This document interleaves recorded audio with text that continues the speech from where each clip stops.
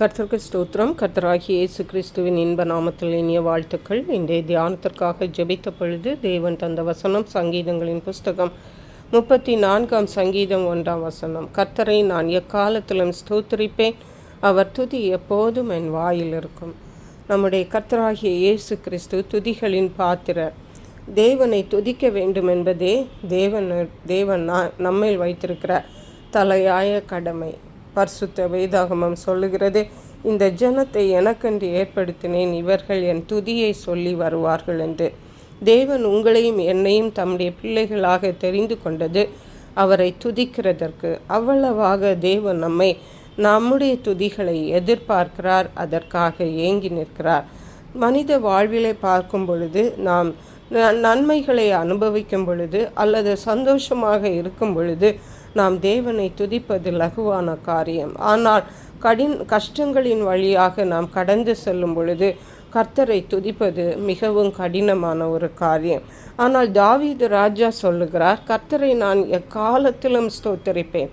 அதாவது துன்ப காலத்திலும் ஸ்தோத்தரிப்பேன், இன்ப காலத்திலும் ஸ்தோத்தரிப்பேன் என்று, எக்காலத்திலும் ஸ்தோத்தரிப்பேன் என்று சொல்லுகிறார். அவர் துதி எப்போதும் என் வாயில் இருக்கும். ஹல்லேலூயா. அருமையான கர்த்தருடைய பிள்ளைகளே, தாவீது ஒரு ராஜாவாக இருந்த பொழுதும் கர்த்தருடைய துதி எப்போதும் அவர் வாயில் இருந்தது. எல்லா காலத்திலும் அவர் தேவனை துதித்து கொண்டிருந்தார். இப்படிப்பட்ட ஒரு அனுபவம் நம்முடைய வாழ்க்கையிலும் காணப்பட வேண்டும் என்பதே தேவனுக்கு விருப்பமாயிருக்கிறது. நாம் கடினமான சூழ்நிலைகளிலே தேவனுக்கு விரோதமாக முறுமுறுக்காதபடி அல்லது நாம் ஜெபம் வேண்டாம், துதி வேண்டாம் என்று மௌனமாக இருந்து விடாதபடிக்கு எல்லா காலத்திலும் நாம் கர்த்தரை ஸ்தோத்தரிக்கிறவர்களாக காணப்பட வேண்டும். 147 சங்கீதம் சொல்லுகிறது 1 கர்த்தரை துதியுங்கள், நம்முடைய தேவனை கீர்த்தனம் பண்ணுகிறது நல்லது, துதித்தலே இன்பமும் ஏற்றதுமாயிருக்கிறது. ஹல்லேலூயா. துதித்தலே இன்பமும் ஏற்றதுமாயிருக்கிறது. நாம் கர்த்தரை துதிக்கும் பொழுது அது நமக்கு இன்பத்தை தருகிறது, அதுதான் நமக்கு ஏற்றதுமாய் காணப்படுகிறது. ஆகவே தேவனுக்கென்று பிரித்தெடுக்கப்பட்ட தேவனுடைய பிள்ளைகளாகிய நாம் ஒவ்வொருவருடைய வாயிலும் தேவனுடைய துதி இருக்க வேண்டும். அப்படியே நாம் எப்பொழுதும் கர்த்தரை துதிக்கிறவர்களாக காணப்பட வேண்டும். 1 தெசலோனிக்கேயருக்கு எழுதின நிருபம் 5 சொல்லுகிறது, எல்லாவற்றிலேயும் ஸ்தோத்திரம் செய்யுங்கள், அப்படி செய்வதே கிறிஸ்து இயேசுவுக்குள் உங்களை குறித்து தேவனுடைய சித்தமாயிருக்கிறது. பாருங்கள், எல்லாவற்றிலேயும் ஸ்தோத்திரம் செய்யுங்கள்.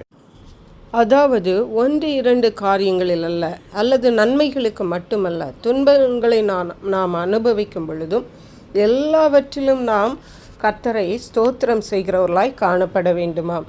அப்படி செய்வதே கிறிஸ்து இயேசுவுக்குள் உங்களை குறித்த தேவனுடைய சித்தமாயிருக்கிறது. அது தேவனுடைய சித்தமாயிருக்கிறது. அருமையான கர்த்தருடைய பிள்ளைகளை, இன்றைக்கு நம்முடைய வாழ்விலே நாம் கர்த்தரை துதிப்போம், அதற்கான தீர்மானங்களை எடுப்போம். எப்பொழுதும் கர்த்தருடைய துதிகள் நம்முடைய வாயிலே இருக்கும்படியாக, எல்லா காலத்திலும் நாம் கர்த்தரை துதிக்கும்படியாக, எல்லாவற்றிற்காகவும் கர்த்தரை துதிக்கும்படியாக தேவன் நமக்கு கிருபை செய்வாராக. கர்த்தர் தாம் இந்த வார்த்தைகளை ஆசீர்வதிப்பாராக. ஜெபிப்போம்.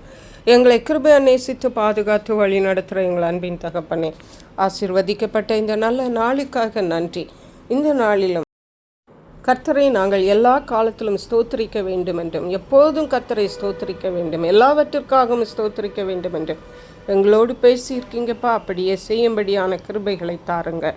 நன்றி பரிசுத்த ஆவியானவரே. துதிகன மகிமை மக்கே செலுத்துகிறோம். இயேசு கிறிஸ்துவின் இன்ப நாமத்தில் ஜெபிக்கிறோம் எங்கள் அன்புள்ள பரமபிதாவே, ஆமென். இயேசு கிறிஸ்துவின் சுவிசேஷம் ஒவ்வொருவரையும் சென்றடையும்படியாக இந்த செய்தியை உங்கள் நண்பர்களுக்கு அனுப்பி வைக்குமாறு தாழ்மையுடன் கேட்டுக்கொள்ளுகிறேன். கர்த்தர் தாமே உங்கள் அனைவரையும் அபரிதமாய் ஆசீர்வதிப்பாராக.